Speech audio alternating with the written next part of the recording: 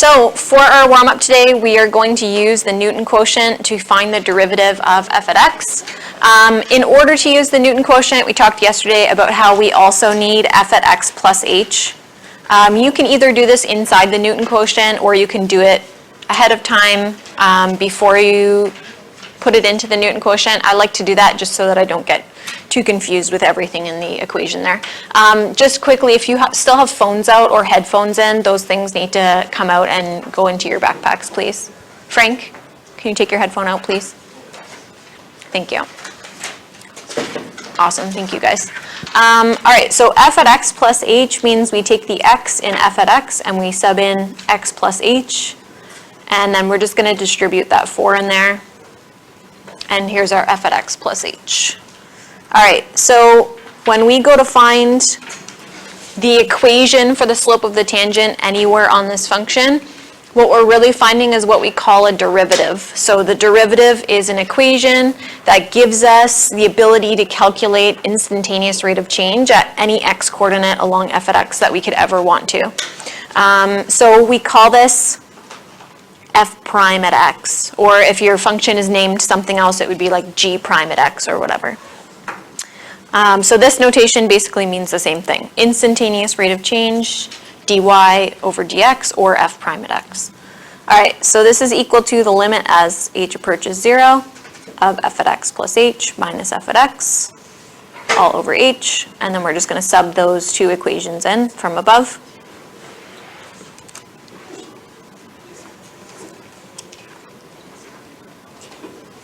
Okay, remembering to put f at x in brackets because that negative needs to go into each term there.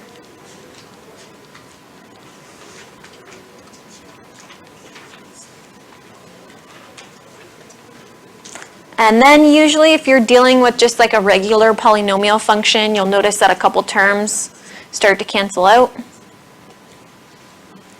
And here we're left with 4h over h. The h's cancel. And I don't really have anywhere to, remember we talked about like we'll drop the limit notation once we sub in h equals 0. Well, now that I've canceled out both of those h's, I don't really have anywhere to sub in h equals 0. So I'm still allowed to just drop that limit notation. It means I don't really even have to sub it in. So this is just equal to 4. Okay, so f prime at x, or in other words dy over dx, is equal to 4. Okay? Until you sub in h equals 0, or until you can't sub in h equals 0, like in this case. Yes. So proper notation means we're still trying to calculate this limit all the way down. Okay, can I ask you guys, why would the slope of the tangent line on an equation like this be equal to 4 everywhere? Michael? This is a line. This is y equals mx plus b, right? So if this is a straight line, that means the slope of the tangent anywhere that I draw it on that function will be equal to the slope of the line.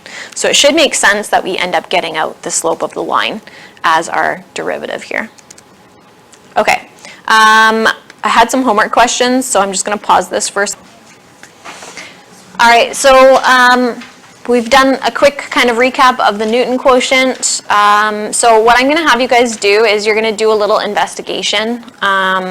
So there's 3 parts to this. You're going to graph each of these 3 lines here. You're going to graph each of these 3 lines here and these 3 lines. And then you're going to discuss with the people around you some of the little discussion pieces over here. So answer the little question, do a quick discussion, and then create a conclusion for each section. So once you finish the conclusion for question number 3, we're going to go into the lesson, okay? So we'll take it up quickly and then we'll go into the lesson, okay? So take a couple seconds and complete those, draw those lines and complete the questions and conclusions. All right, so all of these 3 lines here are just basically y equals 2, y equals 4, y equals -1. So these are horizontal lines that cut through the number that they are equal to. So if I try to draw a tangent line to a point on any one of these lines, let's imagine that we try to draw a tangent line to the point -2. on the line g at x equals 4? Well, my tangent line is actually basically just going to overlap this line. So what is the slope of any horizontal line? 0. So the slope of the tangent at any point along a constant function or a function that has slope of 0 is 0. So if we talk about the derivative, or what we would get out of the Newton quotient, right, the equation for instantaneous rate of change anywhere on that function, the derivative is actually equal to 0. So we could say f prime at x or g prime at x or h prime at x for these three functions will end up equaling 0, because any tangent I draw on any one of those three lines anywhere is going to be equal to the slope of the line, right? It will overlap that line. So any constant, if I try to find the equation for the tangent line, it's going to equal 0, okay? Anywhere on that function, right? Because any point on this function has the same slope anywhere on there. Okay, next section. This is what your three lines should look like. All of these have intercepts at 0, 0. And then we use the slope to go from there. So for instance, for this guy, I did an intercept at 0, 0, and then you go, oh, did I misgraph that one? I think I did. Oh no, sorry, that's not that line. That would be y. For this guy, I did intercept at 0, 0, and then think of this as 2 over 1. So you go up 2, over 1, up 2, over 1 to get all your points. So again, any tangent that I draw at any point on, let's say, f at x for part A, is actually going to overlap that line. Okay? So what do the tangent line and the line have in common? What is the slope of both of those things? It's the same. They have to be equal. So this is also true for h at x and g at x, right? Like if I look at g at x and I want to draw a tangent on there to any point on that line, the tangent will have the same slope that the line has. Okay? So that will be for any case where your b is equal to 0. The derivative of that will be equal to the slope of the line. And we actually saw that up here in our warm-up question. We saw that the derivative of this line was actually equal to the slope of the line, right? We said that makes sense because it's just a line, so all the tangent lines will have the same slope. And then the last one had a variety of y-intercepts, so at -1, +1, and +3. So if you graph those ones, again, if we take a look at what the tangent line would look like at any point along those functions, again, it's equal to the slope of the line. So whether the y-intercept is 0 or the y-intercept is something else, the tangent lines will always be equal to the slope that the line has, or I should say the slope of the tangent line will be equal to the slope of the line. Okay, so any tangent line I draw along these functions is going to have the same slope as the line has. So this one is also, if the derivative of the line y equals mx plus b, whether b is equal to 0 or not equal to 0, the derivative will be equal to the slope of the line. Okay, and again, when we say the word derivative, we mean the equation for the slope of the tangent. That's what a derivative is. It gives us the equation for the slope of the tangent, or the ability to find instantaneous rate of change at any x value we want for the function. Okay, so the important thing to understand here is that any tangent line I draw over a line is equal to the slope of that line. And that's also true for constant functions, right? Even though constant functions technically aren't like lines in the form y equals mx plus b, any tangent line I draw over top of this will be equal, will have the same slope as the line. So, let's flip over to the lesson here. I guess I should go to the blank one. All right, so calculus. This is our first section that we're learning in this course. the big idea behind calculus is, well, it's useful for two things. The first thing is, and kind of what we were introduced to in advanced functions, is that we want to find instantaneous rate of change. So the best way that I can explain instantaneous rate of change, and it will be different for different applications, but if we think about driving a car, okay? Let's say I leave for work this morning and then I get to school at a certain time. I could figure out my average speed by figuring out how long I had to travel over the time it took me to get to work, right? That's average rate of change. Now, let's say along my way, I get pulled over by a police officer. And the police officer says, well, do you know how fast you were going? And I said, well, on average, over the course of my trip, I was going only 80 kilometers per hour. So I don't really think you can give me a ticket for that. Not going to fly with that police officer because he's interested in my instantaneous rate of change. He's interested in how quickly my car is traveling at that exact moment that his radar gun hits my car. He's not interested in the fact that earlier in my trip to school, there was an accident on the Sky Bridge and I was literally going 10 kilometers per hour for like 20 minutes. He doesn't care. All he cares about is the fact that once I got on the 407, I was going 130 or 144. Kaylin doesn't get it. Or 144, right, Kaylin? That's okay. So he's interested in my instantaneous rate of change. I am more interested in my average rate of change because that dictates how quickly I'm going to get to school, right? But that is what calculus is all about. I want to know at an exact moment how, and it's not always to do with speed or velocity, but how quickly is something changing at an exact moment in time, okay? Rather than over a range. So this is high school. This is what we're going to be doing in this course. Now, calculus is also useful for if I have like a curve. It will kind of like help me if I want like a range of values. It actually allows me to find the area under a curve. Now, that's not typically possible with the area formulas that we have now because most of our area formulas are for like geometric shapes, like a rectangle.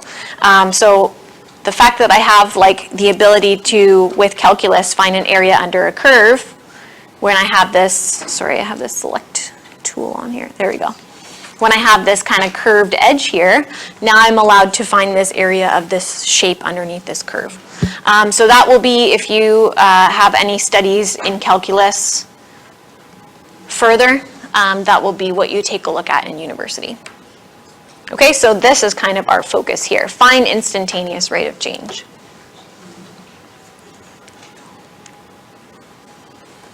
Okay, so what is a derivative?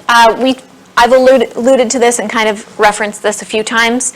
But when we say the word derivative, we are finding the slope of the tangent at any point on a function. So in other words, when I find a derivative, I'm finding an equation for all instantaneous slopes all along a function. So we've learned to calculate the derivative with Newton Quotient, which we did in our warm-up question. Or we're going to learn a bunch of rules in this unit that will help us find derivatives much more quickly than plugging into the Newton Quotient. Okay, so you've seen me use this a couple times so far, this little f with a, like a comma, or what is the word that apostrophe, thank you. It looks like a little apostrophe with x. This is read f prime of x or f prime at x. And that basically just means this is the equation for the derivative or for the slope of the tangent. Okay, so given our conclusions from above, I am curious if we can figure out what the derivatives of each of these functions are. So this is a constant function. Somebody tell me what f prime at x would be. What's the slope of the tangent anywhere on this function? Temi? 0. Perfect. Okay, this one is not a constant function. This is a line with slope -1. So what is the derivative of, or the slope of the tangent anywhere on this line? -1, awesome. Okay, how about h prime at x? 4 equal to the slope of the line, and r prime at x is 5. Awesome.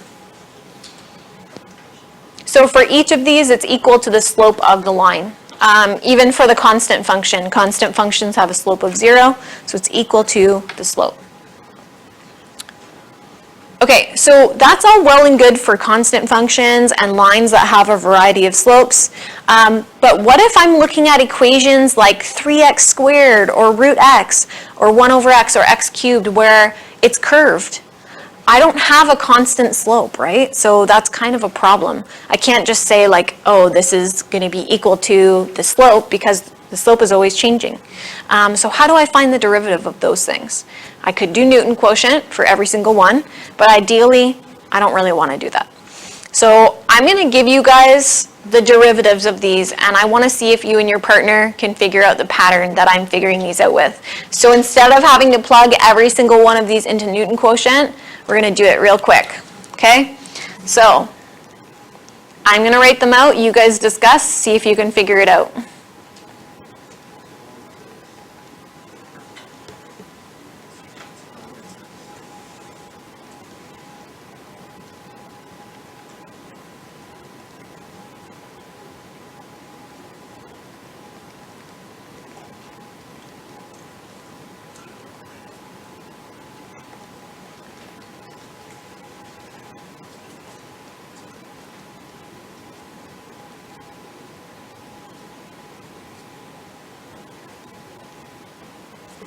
All right, so you guys can take a look at it. You and your partner discuss, see if you guys can figure out a pattern here. Okay, don't say it too loud. Let everybody have a chance to think about it.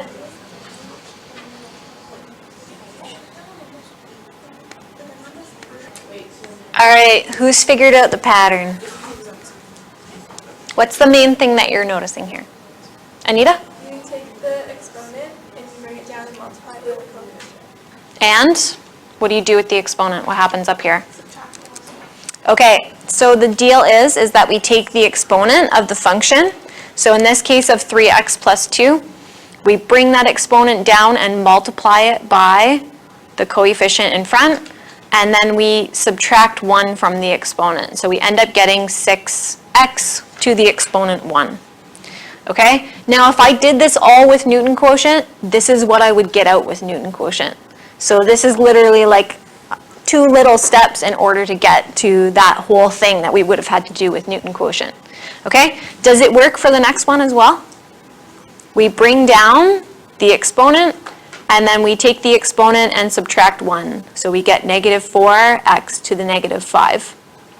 Okay, we can also do it with this little piece here. So it will be 2 times, 3. And then we'll subtract 1 from the exponent. Now what happens with these guys over here, x and 4? So it's actually the same thing that we did up here, right? So you guys said the derivative of 4x was 4. So the derivative of 1x is 1, right? So, or in other words, we take the exponent down and we subtract 1 from the exponent.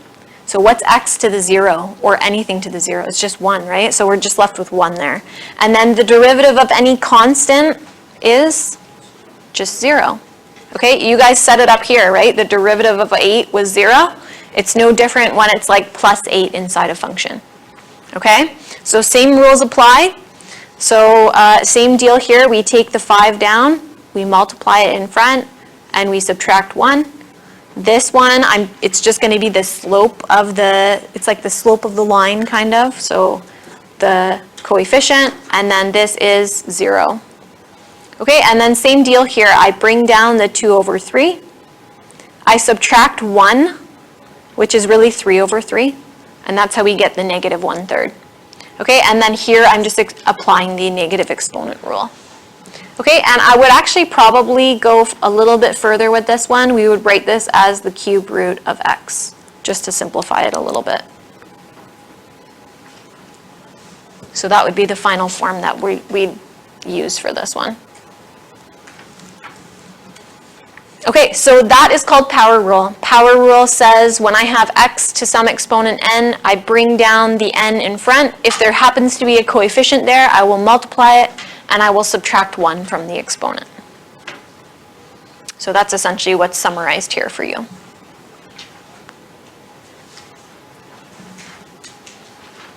Okay, so we're going to practice a few. All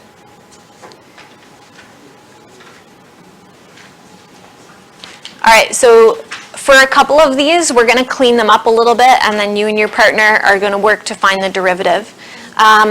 So before I start using any kind of derivative notation, like f prime at x or anything like that, I'm just going to simplify the equation. Does anyone know how we can write a square root as a rational exponent? Essay? Yes, so the exponent is 1 over 2. So you guys can work from there for that one. How about a cube root? How do we write that as an exponent? 1 over 3. Perfect. So this one, I would actually have to apply kind of the exponent rule in reverse. So when I have an x to the exponent 5 in the denominator, I can actually move it up into the numerator and make it negative. And then for this one, we're just going to clean this one up a little bit as well. Okay, because we don't have a rule for when we have x's being divided just yet. And then we're just going to reduce here. So negative 2x plus 2x to the negative 3 plus 7. Okay, so this is what we'll differentiate. All right, so you guys, you and your partner, you're going to see if you can find the derivatives of each of these functions. Go ahead. Okay, and no negative exponents in your final answer. So if you get a negative exponent, you move it down into the denominator for your final answer.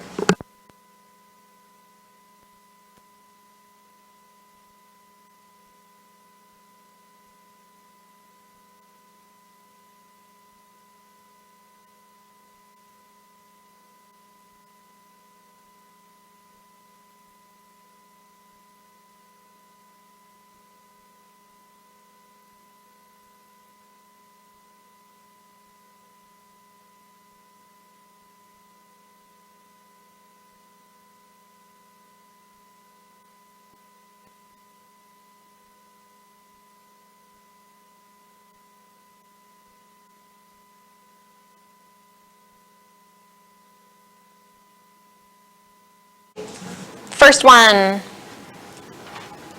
What'd you guys get?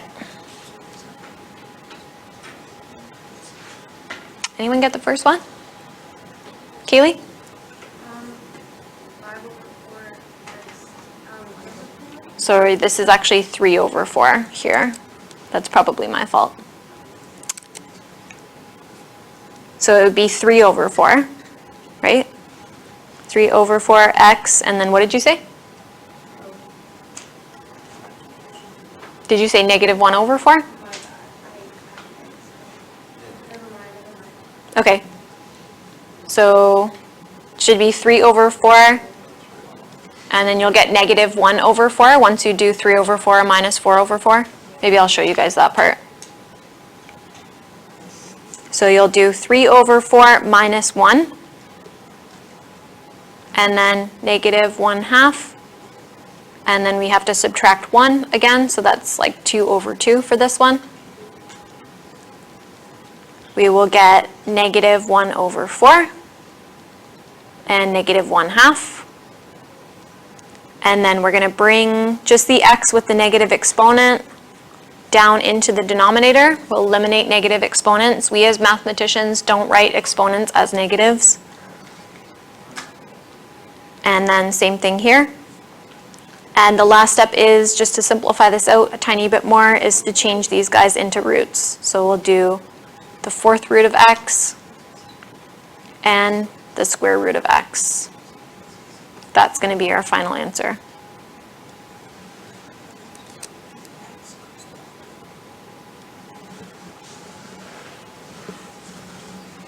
Okay, so just the thing with the negative exponent gets moved to the opposite side of the fraction. Right now it's in the numerator, so we move it down into the denominator and it becomes positive.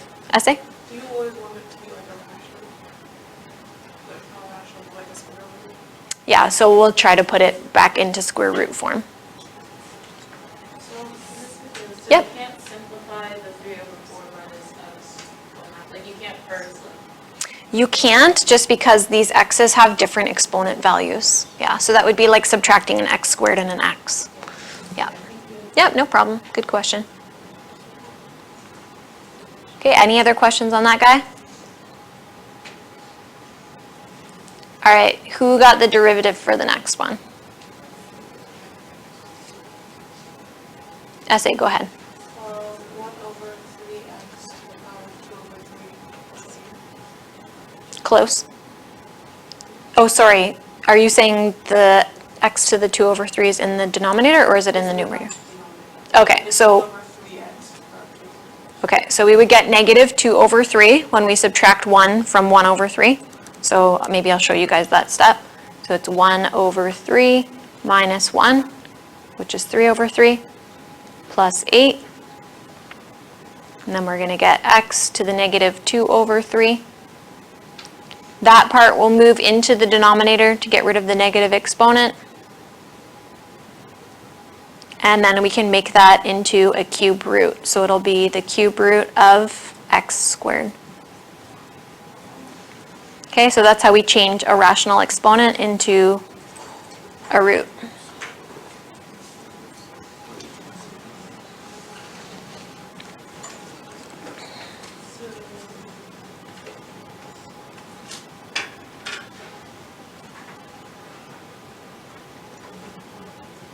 Okay, the hard part of this is actually not the calculus part. It's not the finding the derivative part, it's the simplifying part, right? We need to know our exponent rules and we need to know our fraction rules in order to do these.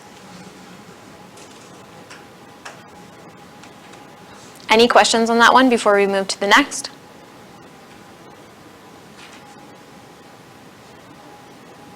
Okay, h prime at x. Was anyone able to get this one? This one's a little easier. Alex? Just 2 over x to the 5. So that's the original function, right? Oh, yeah. Nicole, what'd you get? So, yep, so we're going to bring down the negative 5 and multiply it by 2, and then we will subtract 1. We'll get x to the negative 6, and then we move down the x with its exponent. So that goes into the denominator, and we make the exponent positive. So that's our derivative.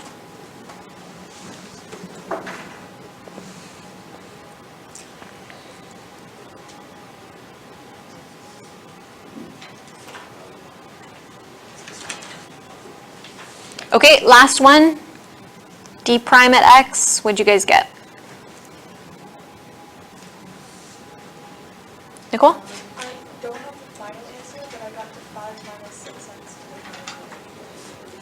the power. Where's the 5 coming from? There's a negative 2 minus 6x to the power of negative 4 plus 7. So what's the derivative of a constant? 0. 0. Okay, essay? Negative 2x plus, sorry, minus 6 over 6, sorry, 6 over x to the power of 4. Super close. Temmie? I don't know if this is right, but I got negative 6, wait, no, x to the power of 4, oh, now, okay, I wrote that. Grayston. Negative 6 over Oh, x sorry, to one the power of second. 4 minus 2. Negative 6 over x to the power of 4 minus 2. Okay, so the derivative of negative 2x is negative 2. So you got that, you put that at the end, which is fine. Then we bring down the negative 3 and multiply it by 2, we get negative 6. And we will take that exponent and subtract 1. So that's the derivative of that one. The derivative of 7 is 0, right? So we're going to get negative 2 minus 6, that will be x to the negative 4. And we're going to bring that negative 4 exponent down to the denominator and make it positive. That's our derivative. No.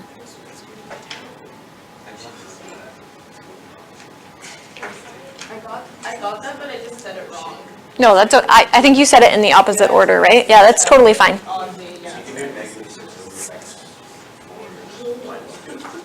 Yes, you can, yeah. So this is also acceptable. Kaylee?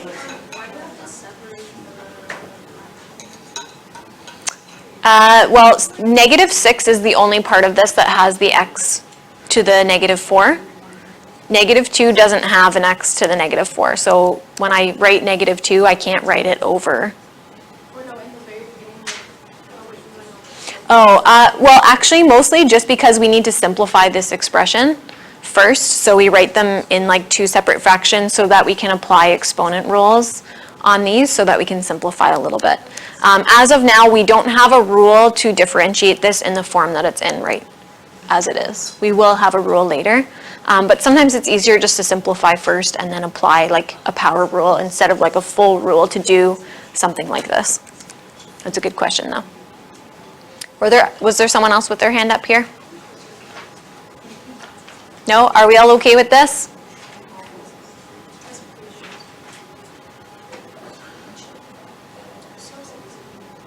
Okay.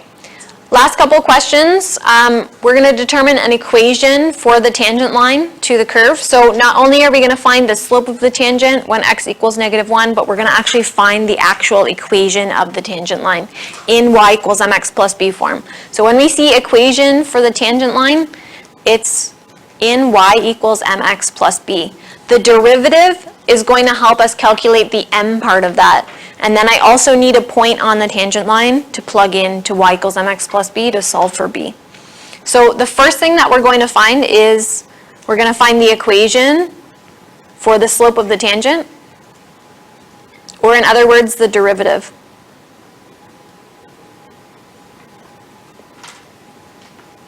Okay, so we want to find f prime at x.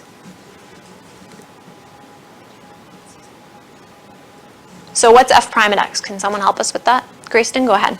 12x squared plus 6x. Awesome. 12x squared plus 6x. And I want to know specifically the slope of the tangent when x equals -1. So I can actually evaluate f prime at -1 to find the slope of the tangent along that specific point there. So we're going to get 12 minus 6, which will give us 6. This is m. This is our m and our y equals mx plus b. Okay, so right now we know part of the equation of the tangent line is the m of that, which is 6x plus b. Now I need to know the y-intercept. The only way that I can find the y-intercept of this line, tangent line, is if I know a point on the tangent line. The only point that I know for sure is on a tangent line, let's just say this is, I'm just kind of sketching here, but I know it crosses at -5. Let's just say I have this. The only point I know for sure at -1 that's on my actual graph here is the point at -1. I know that this point right here is on the tangent line that crosses over that point. No other point on the function f at x is on the tangent line. So I need to know if this is -1, I need to find the y of that point. Okay? The only point that's on that tangent line, by definition, the tangent line is only supposed to cross at that specific point on the function. The only point that I know is where x equals -1. So we need to find out what is f at -1 so that I can find the y coordinate of that point.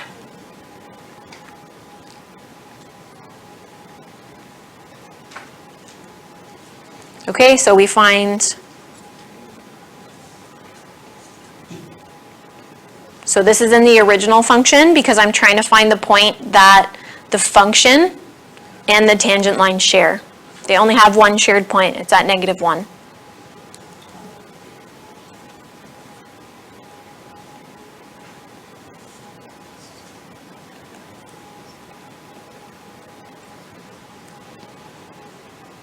Okay, now I can use that in my y and x here because I know it's on the line to find the b value for the line. Okay, so we're taking this back to grade 9 a little bit and like finding the slope and finding the b and figuring out the equation of the line. The calculus part is the part where we do this.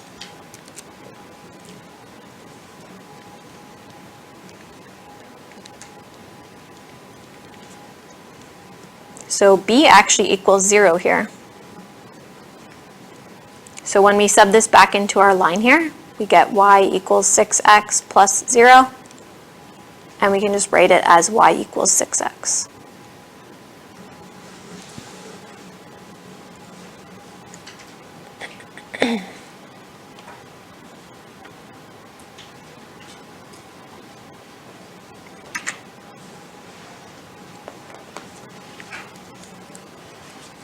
Okay, I'm going to show you, I'm just going to pull up on Desmos here what we just found, just so you guys can visually see.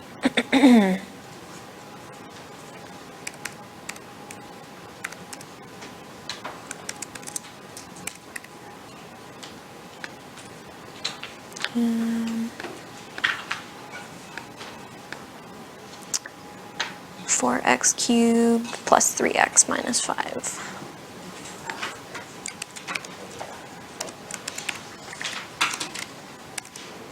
Okay, so here's our function right here. Put it on projector mode so you guys can see a bit better. And the equation that we just found of the tangent line is the equation of this line. So do you guys see at this point right here, 1, -6? That's the point where the tangent just skims the cubic function, the red function. And that's the equation, that's the tangent line that's telling me the instantaneous rate of change. The slope tells me the instantaneous rate of change right at that point. So if you guys remember, the tangent line has to just skim your function at that one specific point. So this is what we just found, the equation of this blue line here. Okay?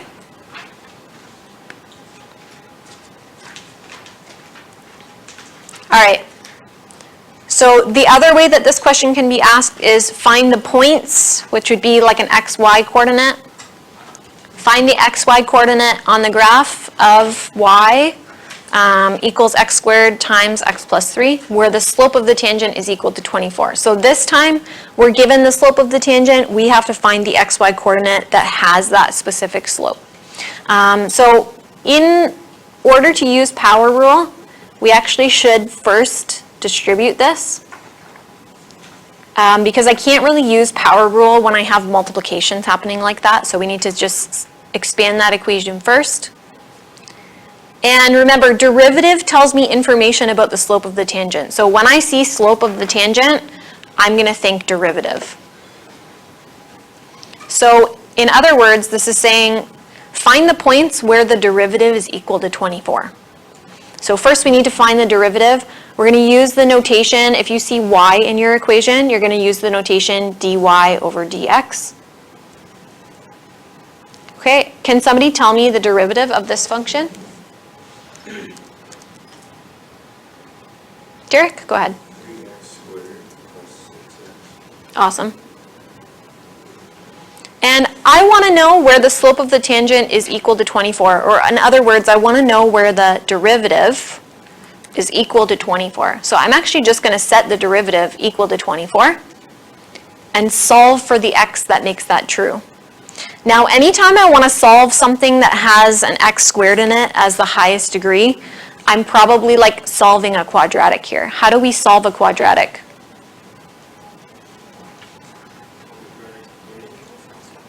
Well, firstly, in order to solve a quadratic, we need it set equal to 0 on one side. How do I solve something like this? Quadratic formula could be an option, or factor. So I think this one actually might be a little easier to factor, or to tell if we can factor it if we common factor first.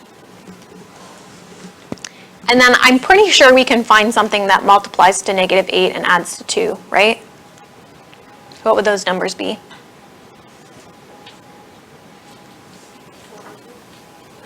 4 and 2, what combination? There's some negatives and positive. Pardon?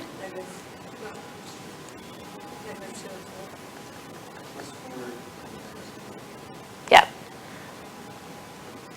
Okay, so this is easy factoring because a is now 1 when we common factor. So x plus 4, x minus 2. So x equals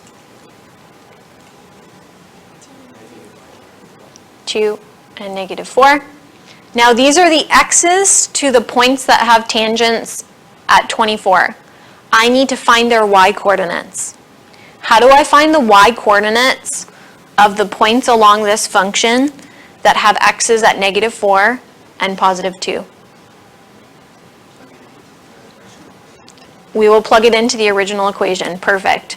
So I want to know when x equals -4, what is y? Just plugging it into this equation right here. I think we get -16 from that. And based on my graph, actually this point right here, that looks pretty accurate, that would be around -16. So that's good. And then I also want to know the coordinate when x equals 2. So just plugging it into the original here, we get 8 plus 12, which gives us 20. And at 2, that actually looks pretty accurate to me, 220. So here are the two tangent lines that we actually just kind of figured out have a slope of 24. There's one here, and there's also another parallel one that also has a slope of 24 over here.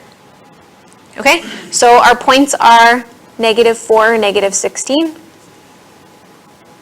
and 220 that have a slope of 24.